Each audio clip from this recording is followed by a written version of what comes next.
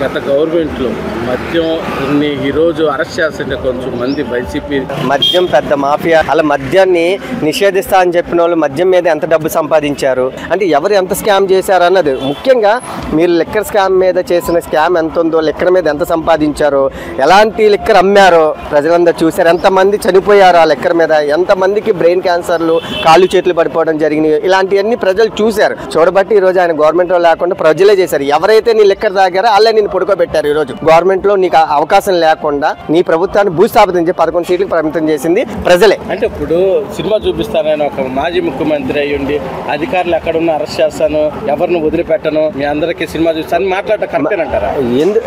ఏం సినిమా చూపిస్తారు? మీ అధికారం 11 సీట్లకు పరిమితం అయింది. మీ అధికారం మీరు అసెంబ్లీకి సరిగ్గా రండి, అసెంబ్లీలో మీ వాయిస్ వినిపించండి. అది చేతగాక ఎవరిని ఏ విధంగా బెదిరిస్తారు? చూసారు కదండి. మరి ఈ వీడియో కనుక మీకు నచ్చినట్లయితే ఒక లైక్ కొట్టేసి మీ అభిప్రాయాన్ని కూడా కామెంట్ బాక్స్ లో తెలియజేస్తూ ఇలాంటి ఇంట్రెస్టింగ్ అప్డేట్స్ కోసం మా ఛానల్ ని సబ్స్క్రైబ్ చేసుకోండి.